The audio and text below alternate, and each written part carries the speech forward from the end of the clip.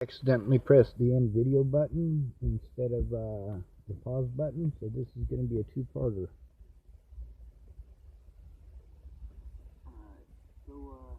The ostracize. In Greek democracy, they took something that people do automatically to ostracize. This is our biases, ladies and gentlemen. What we think is right and wrong, but more importantly, who we blame it on. Who is to blame? Let's see. Well, I would say that every person who ever wronged you had a name. Of course, when you're too afraid to do something, you just have to place it on someone. That's why being ostracized is so important. Now, the Greeks, they had a true democracy. Well, no, they didn't. The Pirates of the Caribbean were the only true democracy. That's why I like the pirates so much, despite all their bloodshed and all that other stuff. To be ostracized as a homeless person, you're blamed for everything. Everything that society could possibly blame you for, it's all put on you. You don't live it, so you don't feel it. There are some people who feel it more than others. When you're not attractive, people have no problems letting you know exactly how they feel about you and your people. But when you're that cute girl who's, traveling one side of the country to the other, hitchhiking, well, they got different motives. They treat you differently, and I can understand how some of those pretty women have pretty opinions on that. Now, there's certain stuff that we need to find important a little bit more, which is who we're ostracizing, who's guilty of these crimes. Alright, I'm pausing it for a moment. Just to let y'all know, this is Ken and Leah's garage. Off of Zunai in, according to MapQuest, it says Inglewood, but it was the Sheridan Police Department who was investigating it when I lit that fire. Now, me lighting that fire, I did that knowing that I was going to have to plead guilty to it. The problem is all of the earmarks put in there by people like Kara Miles Johnson and Officer Amanda Jonas. What these people do to innocent people, to peaceful people, it drives you crazy because you don't want to hurt anyone. You just want them to stop hurting you.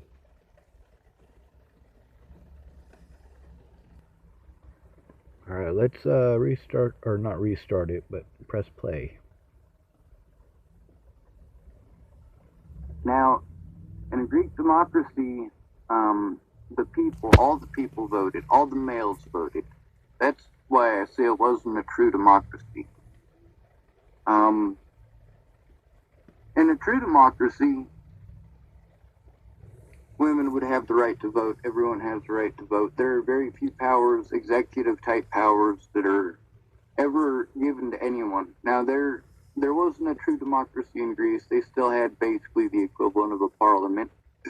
There's a slight breeze here. One thing you guys might notice is that I'm a little bit empowered feeling today. That's because there's a dog next to me.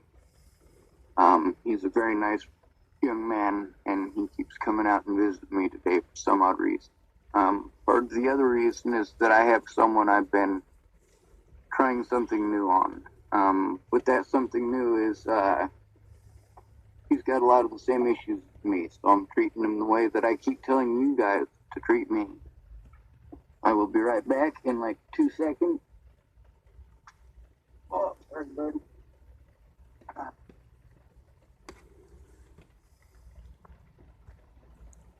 Buddy is Ken's dog. He's a very good dog. He liked me quite a bit. Now, the person that I'm about to start talking about is Ken, or, rather, Leah's son.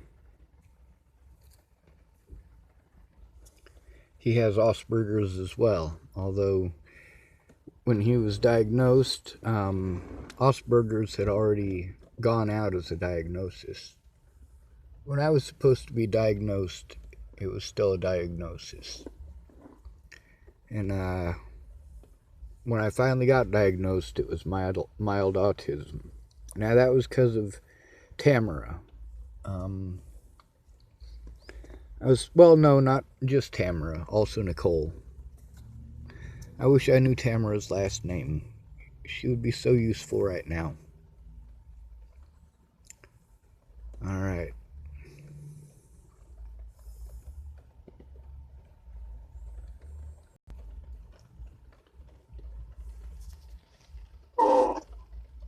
Good, good. So, in Greek times, there was something important. Alright. The merchant class, the upper hierarchy. These were the people who were ostracized. These were the people that all of the people could vote on to have basically kicked out of the country for 10 years. I've felt firsthand the other definition of being ostracized fully. Many of the things that I got wrong with me, they separate me from your society. They fit so many societal norms and so many Hollywood norms. When you want to assign something ugly, you want to assign it to an ugly face. The less attractive a person is in your society, the more socially acceptable it is to blame them. Somebody who is autistic is very, very much going to pick up on this. Now, I'm very much shaking right now a little bit. That's because this is a touchy subject. For me, I think that seeing somebody who has actually done something wrong, that was not only their intent, but their action. That action is the most important part. Like, did they do something that you're actually thinking that they wanted to, their intent was to, without finding out what was going on? Or is this somebody who actually did something to you?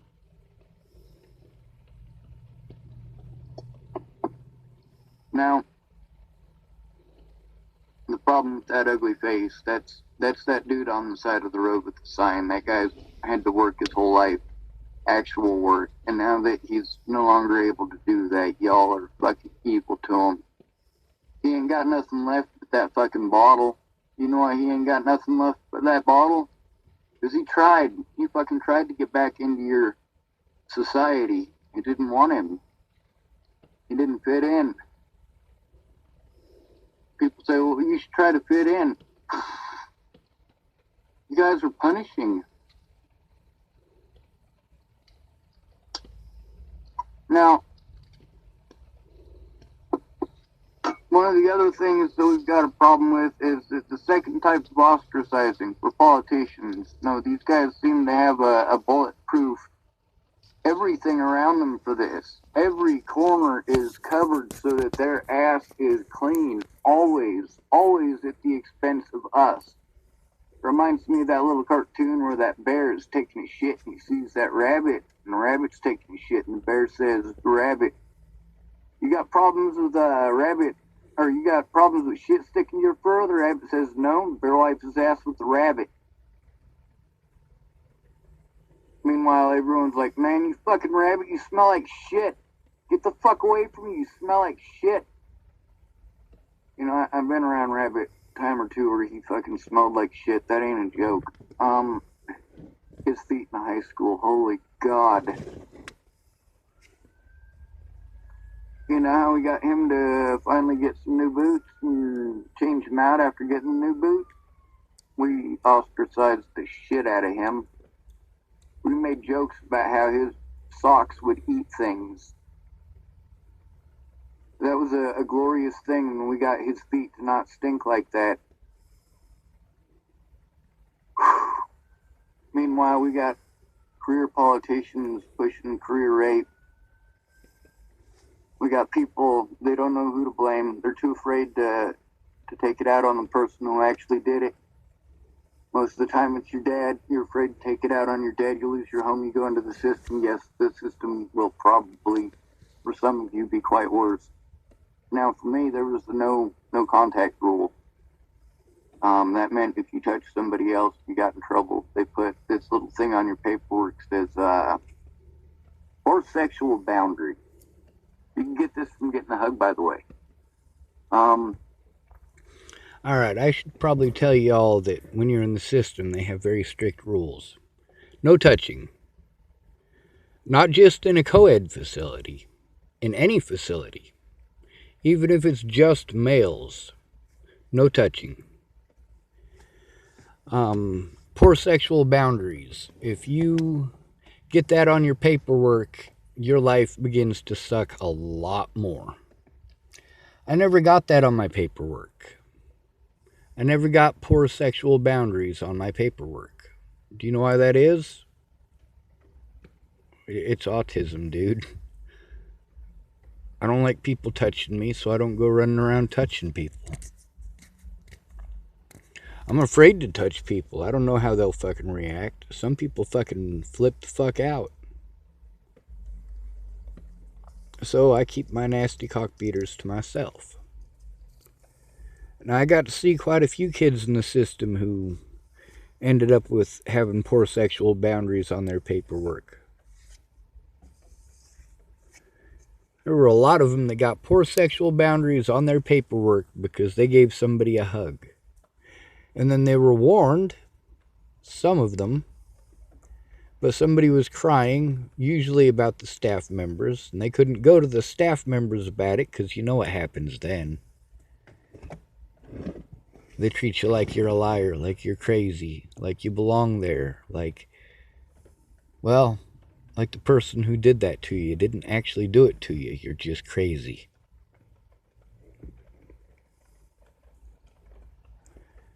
Same thing your mom did to you when your dad touched you wrong.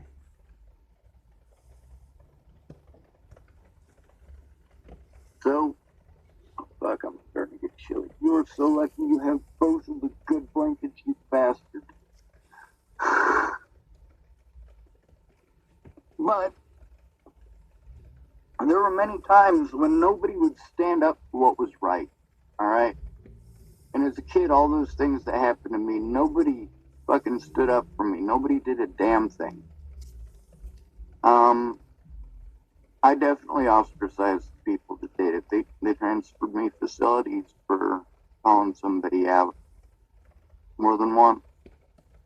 Now, not all the people who did this were staff. Not all the people who did this were in the same pod as me or whatever you want to call it, depending on the fucking facility.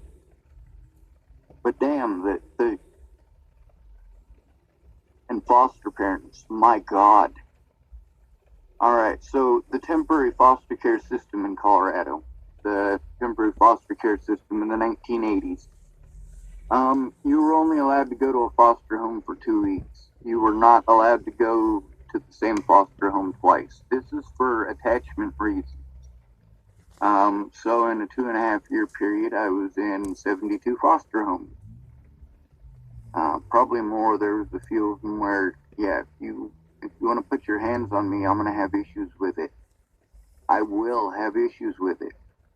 This doesn't mean that I'm trying to be, mean or cruel or whatever.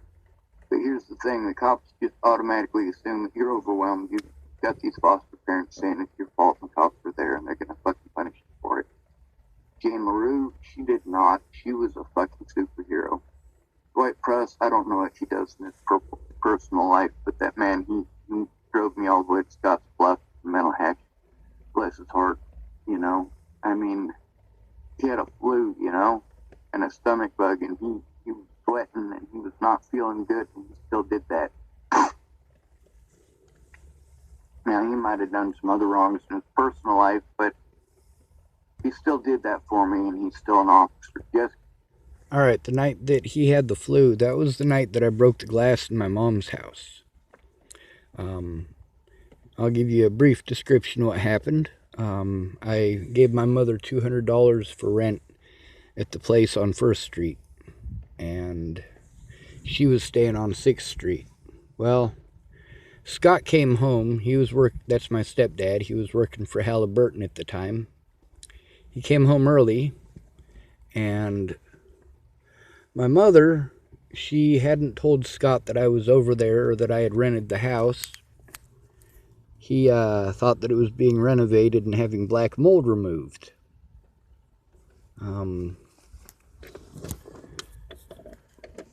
My older brother, for probably the first time in a decade, I got to see him. He was staying up at the house on 6th. And anyway, long story short, my stepdad was pissed off that I was there. My mom lied to Scott and said that she had no idea why I was there, that I didn't have permission to be there, and I was so pissed off. I mean, I'd literally just given her $200 for rent, and now she's outright lying to my stepdad about why I'm there. She was just trying to cover her own backside. So I told her she needed to give me my money back, and she wouldn't do it. I said, well, if you're not going to give me my money back, then you need to let me stay here. She wouldn't do it. So I went in there, since things are more important than people to my mother, and money is more important than her own son, and so is cocaine. Actually, both of those are more important than all 4 of her children.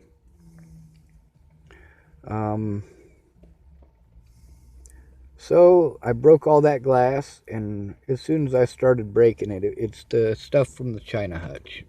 As soon as I started breaking it, it pissed me off more, and I broke some more, and then it made me more pissed off, and I broke more. And then I walked over to the pump and pantry, which is the gas station, and I used the payphone, and I called 911, and Dwight Press came, sick as a dog. Took me to Scottsbluff Mental Hospital. From Martindale, she's a friend of mine. She was an officer. She was also in the military. Now, to be ostracized by public opinion, this is where, even in what we've got is called a republic. It's supposed to be a republic. It's really changed from that quite a bit, even.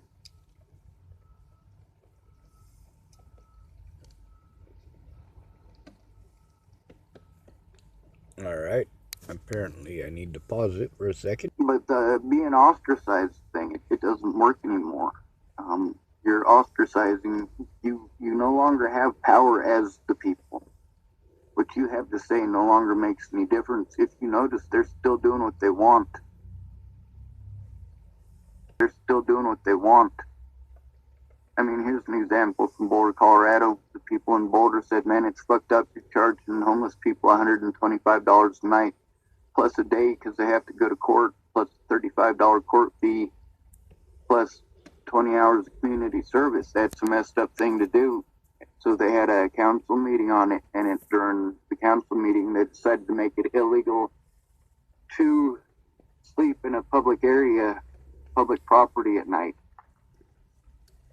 So that's an additional $200 and something and an additional 40 hours of community service. This for getting busted one night with a blanket. Congratulations. It doesn't even have to be a blanket. If it's freezing out and you get up underneath an eave, you're breaking the law. The worst part is that it's a trap. All these services they have to help you are a trap. Like, people, they say if you don't help these people, then they'll eventually go away. You know, more and more people.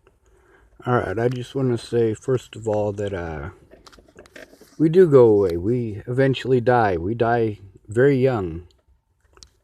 Most of us, anyway. I rewound it just a little bit. The services are a trap. I'm going to give you a perfect example, because we're on the subject here in the video about the blankets. It's illegal to use those blankets after 10:30 at night until about 15 minutes after the sun comes up, I believe. But do you know where we get those blankets? We get them from a place called Boulder County Cares. They pass them out until 10:30 at night. They pass us out the very blankets that they use to charge us 60 hours of community service for, and well over $400 for. That's for one night of sleeping. If you had to work 60 hours plus pay $400 for one night of using a blanket outside and maybe get some sleep, yeah, we're not staying at the friggin' Hilton here. We're not staying in the most expensive hotel in America. We're talking about sleeping on a sidewalk, or sleeping on the bricks, or sleeping in the grass. Boulder County Cares. These are Boulder County employees and volunteers for the city of Boulder, the very same city that made it illegal for you to use them after 10:30. Well, these very same people hand these blankets out until when? 10:30. In the same town that it's illegal to use them in. They say if you don't help these people, then they'll eventually go away. You know, more and more people are losing their $120,000 jobs and having to pick up something at McDonald's. They're not going to make their mortgage. You are not going to make your mortgage. That's just the simple fucking fact of it. Most of you, the only reason that you've made your mortgage this far is because you've got a credit card and it's overdrafted. Some people don't have credit cards. Now, the ostracization of public opinion in a democratic republic, which we're supposed to be, the people's will is supposed to still mean something. Instead, we don't have representation even among the masses. We have a ruling class. Most time, it's the ruling class of merchants. This is not something that would have flew in ancient Greece. In ancient Greece, the public voted on something such as the roads, things of that nature, and only the rich were taxed for it. The reason for this is because the rich were the ones who benefited the most from society. I'm not sure if you guys understood the cultural importance of. All right, so you're about to hear about something that a lot of people complain about today. Welfare. In Greek times, their welfare was actually sacrifices.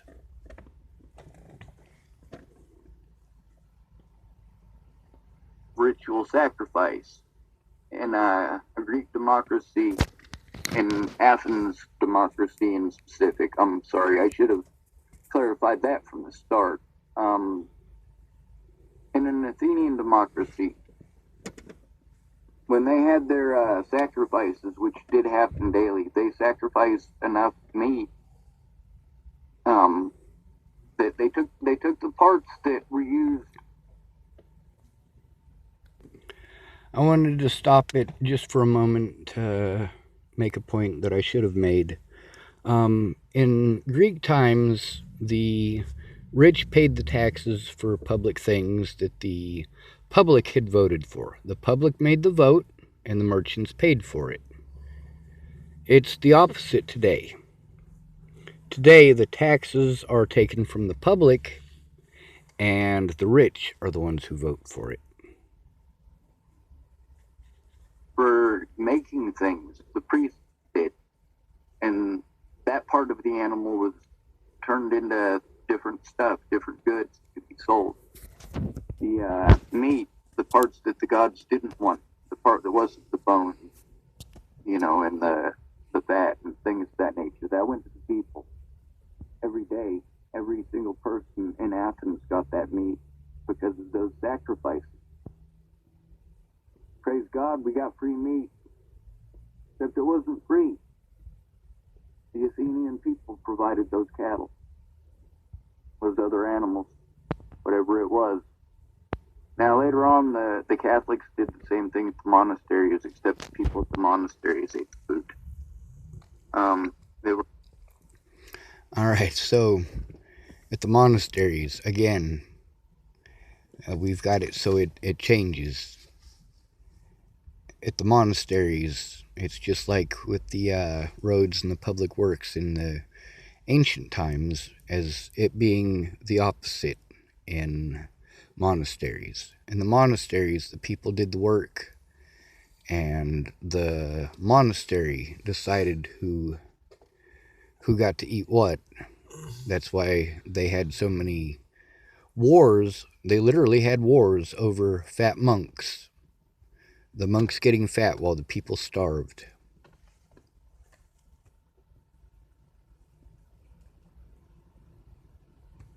Were not ostracized for this. Instead, they were land barons that owned it and told people what to do. Also, I should probably add that the Romans, in Roman times, they had not only the animal sacrifices, which in Greek times provided people with 2 ounces of meat per day per citizen. The Romans had a grain lottery, or a grain gift. Every month, every Roman citizen, or every male Roman citizen, was given 2 people's worth of rations of grain, in addition to the daily sacrifices. Like what we got going on today, it's based on a Roman land rental system. Prior to that, if you lived on land, you gathered on land, you grew on land, it was your land. The Native Americans were the last people on the planet to live like that.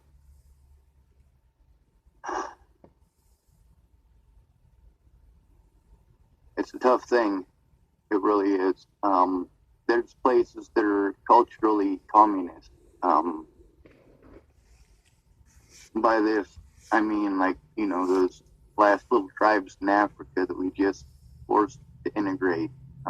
They lived for a lot of years as their own independent people, their own independent village, and the decisions were made by that village for that village, and it was a small village. The problem is the villages that we got today were wrought with sickness in people's heads of who is to blame and why it's okay. It's really not. These things happen to actual human beings while you pretend they're not. We don't ostracize the right people for often enough. People want those child molesters to be left alone and have their rights and have their own this, that, and the other. Well, no, absolutely not.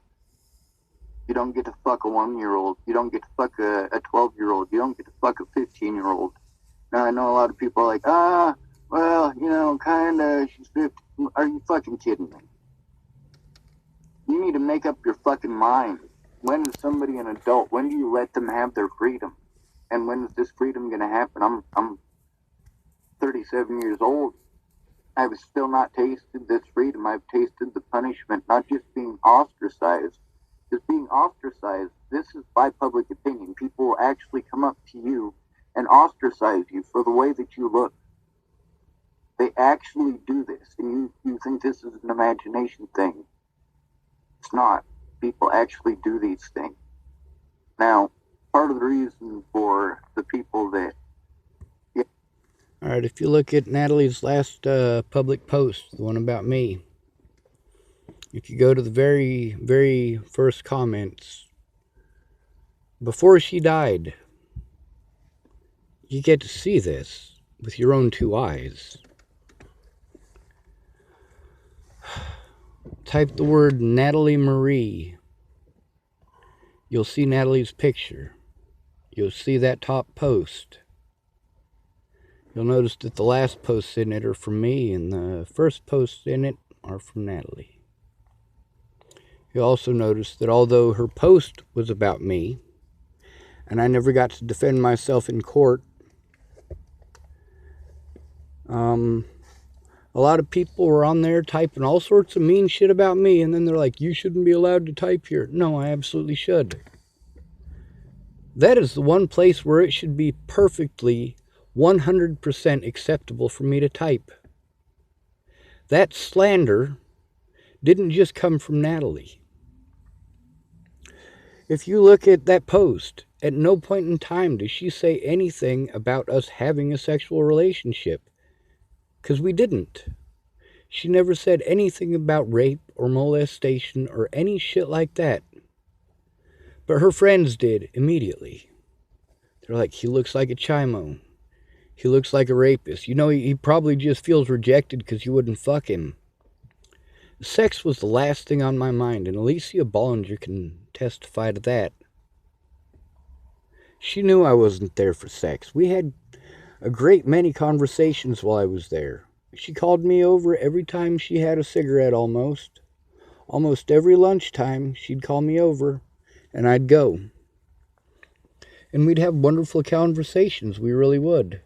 But me and Natalie never got to do that. Natalie and I never got to have our one-on-one conversation.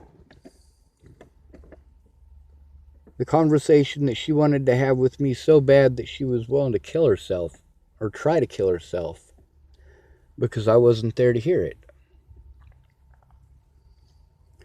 And here I was listening to her sister every day.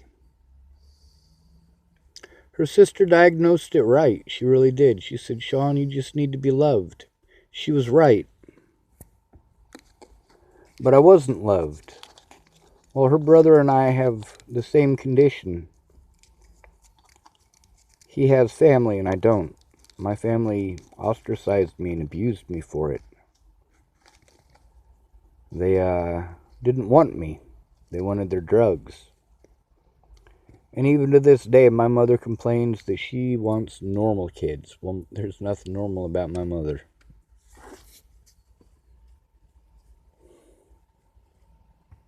I'm gonna drop your name if you're gonna fucking drop mine. I'm gonna drop your name if, lo and behold, it's gonna make any fucking difference at all. If people will go and ostracize you for the terrible things you've done. At the same time, I'll also drop your name and drop your praises if you're a good person. If you do the right thing, because it is the right thing to do. No matter what. No matter what. There are superheroes out there. There are people who've taken this damage and they still stand up to you people. For you. They have to stand up to you for you because of this ostracization thing. Because you can't. In specific, your rights. When these people are standing up for their rights, they're the very same rights that you guys take for granted every day. I speak out about these things because I can. Many of these parents have to be afraid to speak up. They have to be afraid to fight for their children because their children will get taken away. But I can fight for them. I can expose these predators. I don't have to worry about my kids going into the system because I turned in a child molester or a rapist. And another thing you guys might not know, the human trafficking and the sex trafficking trade. I've got a lot of information on that in Boulder County too. I've got victims' names. I've got several of their numbers. Some of them I have that I'm in contact with on Facebook. The sex trafficking ring in Boulder, Colorado is quite extensive. The things that I've been speaking out about for years and years, they've popped up on the news all over the place. The officer that assaulted me last January on January 6th has been on the news. 2 of the officers who assaulted me last August were on the news for killing somebody. The one who assaulted me on January 6th was on the news for assaulting multiple people. Now, the 2 that assaulted me in August, killing a man, well, that ought to tell you something. But that's not all. Also last January, not only did I go to the jail in Boulder, but I also went to a place called Clearview Behavioral Health. I know people who have been there. They were on the news, and you can find them in YouTube. Just type the name Clearview Behavioral Health. You'll see that I'm telling the truth about them too, with their drugs. And then listen to the story of Michelle Rodriguez. They did the same thing to her. She won her case against Officer Lolatai because she was charged with a crime. Now she's trying to sue him, and I hope she wins because she's proving exactly what it is that I've been saying. Clearview, just like those two officers in August, Clearview killed a man. They were also investigated because they were keeping people for far longer than they needed to so that they could collect the insurance money. Well, that's not the only free money they were after. They were after your tax money by locking up people like me, or people like Michelle Rodriguez, people who spoke out, people who said, I want a real police officer. And that video that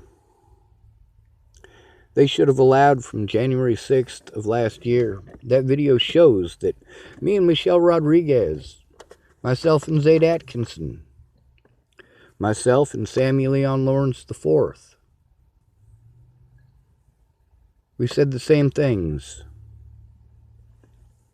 We said the same things, and they did the same thing to all of us, pretended that we had weapons, pretended that we were trying to hurt people.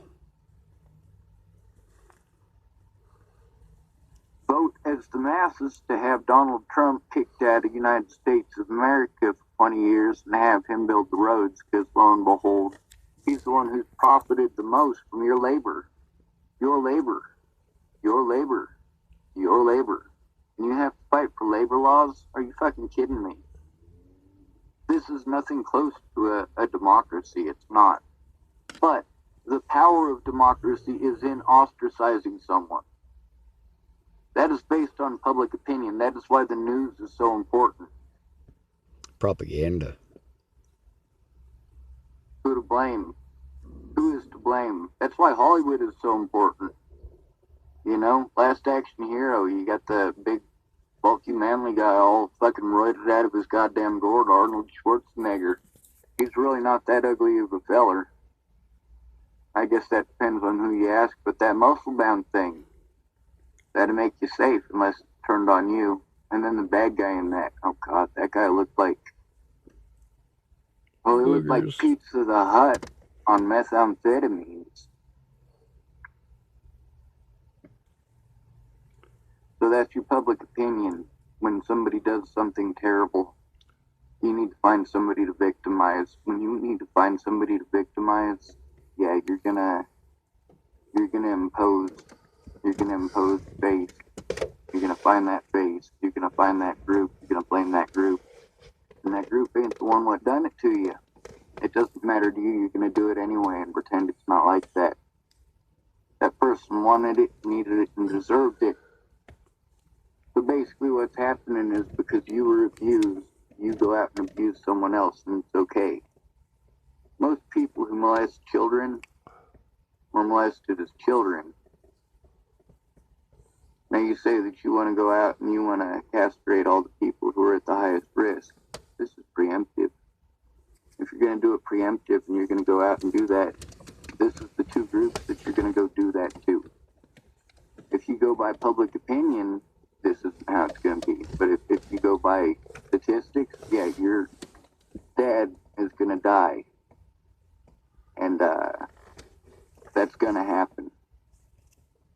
They're going to kill your dad because he's the most likely person to molest you.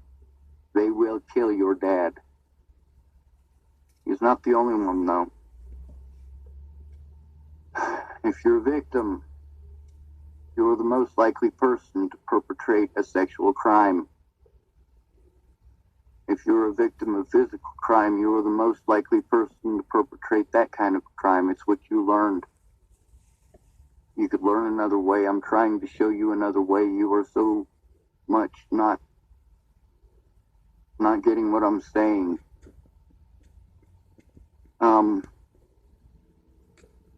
Who are you ostracizing?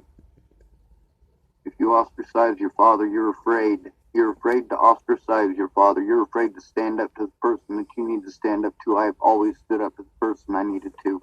Always, no matter how much I was afraid. People say, face your fears. You got no goddamn idea. Everything that I do is wrong by your society. I am your scapegoat. This is the face of your scapegoat. Some of us are uglier than you. There's people out there who look less attractive than me. There's people who are better looking than me that probably went through as much shit as I have, if not more. Difference between most of the people out there who have gone through this, you know, I've never made an excuse to go out and molest somebody. That's not on my agenda. That's not on my fucking list of shit to do. Just like killing somebody is not on my list of shit to do. My list of shit to do is to stop that shit. To fight this war without killing. I've seen what happens when you ostracize someone to the point that they commit suicide many a time. I'm living it right now. I am fucking trying so hard, grabbing onto every little pleasant, happy word. But the other side of that being ostracized is that when somebody does something good, I positively reinforce that. There's more than one person who's autistic who I've done this with. People say, oh my God, Sean, he hugged you? But yeah. I got 4 hugs today, by the way. That was because you remember I was telling you about the sensory overload and treating people the way that I was explaining. There's a lot of videos that I was posting from YouTube about autism at the time.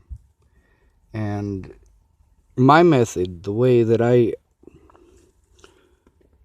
was interacting with Ken and Leah's, or with Leah's son, like, yeah, he started to open up.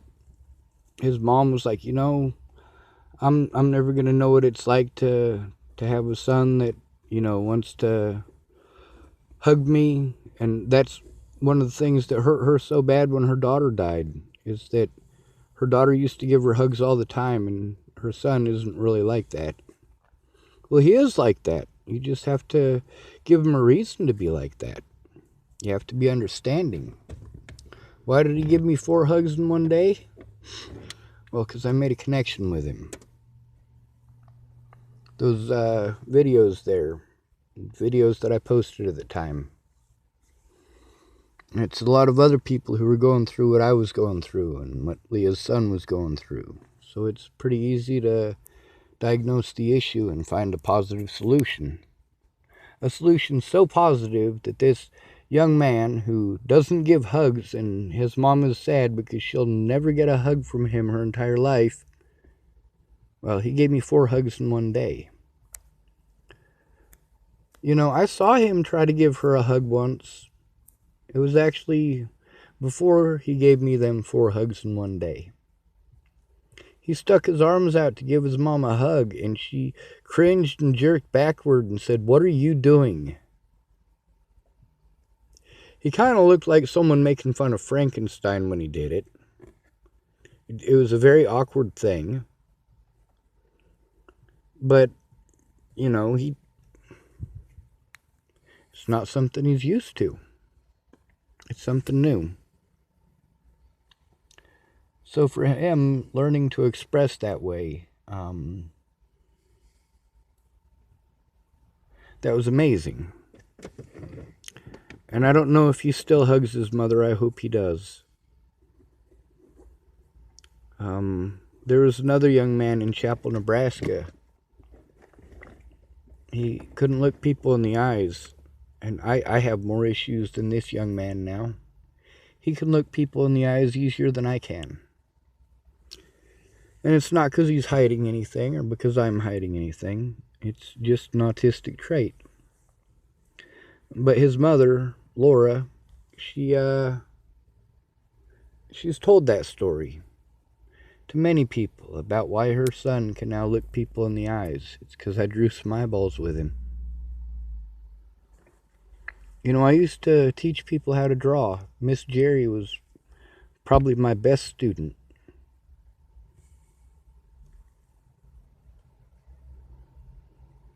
I don't think you guys are understanding that what I'm saying works. The reason that I'm saying it works is because it works. What I'm saying doesn't work because it doesn't work. I'm seeing with my own two eyes whether or not it works. CNN ain't got nothing to do with it. Your public opinion versus the law. The law binds you from doing anything about it. The law binds you from castrating that motherfucker. The law binds you from killing that motherfucker. The law does not bind you from ostracizing him. God damn it. You can ostracize that man everywhere. Everywhere he goes, you can ostracize him or her. If they commit horrible atrocities, you can do something about it. Even if the law won't listen, even if your parents won't listen, even if nobody else in the whole fucking world will listen, you fucking make them listen. You make the victims feel like they should be ashamed. And then when they hold it in for so long and continue to get that shit belted on them and belted on them and belted on them, yeah, they're going to do something about it. Being autistic isn't fun. Being homeless isn't fun. When you're different enough that people look at you and they know that something is different, yeah, you're to blame. It's your fault. You did it. And you know what?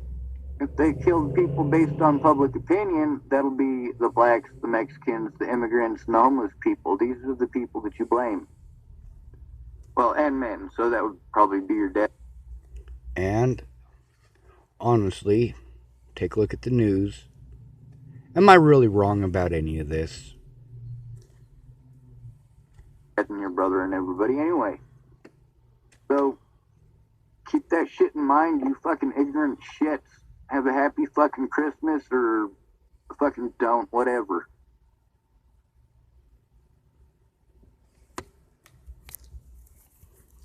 Alright, so now we will read the part that I typed today on there. The difference... Oh, we'll point this at it.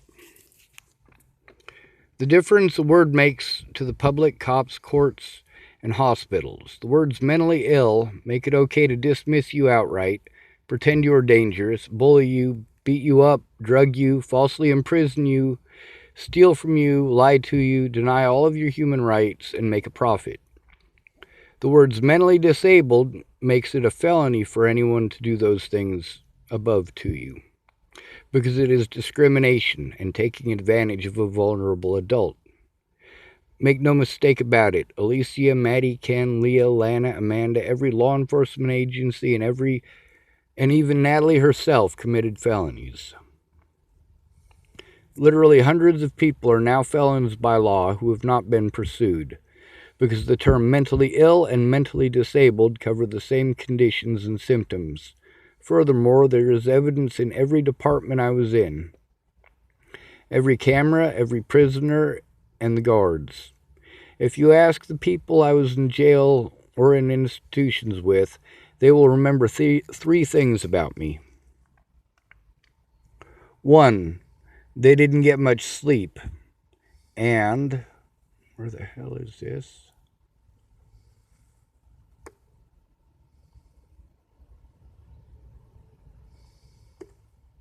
Sorry about that, folks. I'm trying. I'll have to pause it. 1, they didn't get much sleep. And 2, it's because I was having a constant panic attack about the police never taking a police report and never stopped trying to get them to take it. 3, I was picked on, lied to, harassed, made fun of, assaulted, stolen from, and denied basic human rights. Sadly, the inmates and patients aren't allowed to speak up in court. Only the law gets to speak. Just like with the Bollingers and their cronies. Those groups were terrible, by the way. Choose your next steps wisely. They might mean the difference between probation and prison for you and your whole family. or for you and your family. Look at all the stuff typed about me. Replace the word ill with disabled. Then look at both sides. I cannot show my side without in-person help because of my disabilities. Calling disabled people ill is just an excuse to harm others who cannot defend themselves. It's amazing, isn't it?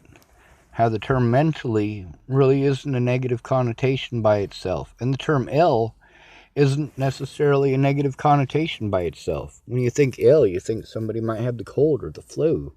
And although it's negative, it's not a negative connotation. Now, as far as mentally ill goes, yeah, you guys think of Jeffrey Dahmer, and you think of Ted Bundy and Ted Kaczynski, and, well, hopefully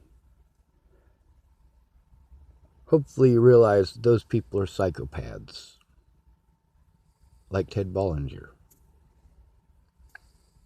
Any man who can rape his own daughter, God,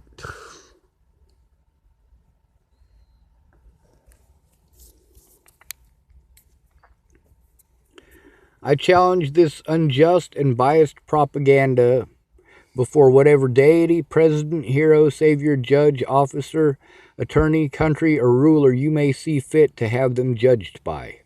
It is a felony to harm a disabled person. It is not only accepted, but encouraged to harm a mentally ill person. I advocate for human rights and constitutional rights that apply to every person, profession, gender, color, and religion. To dehumanize a human being for being ill and pass unrighteous judgment on them shows the person using the word ill as the predator, not the prey.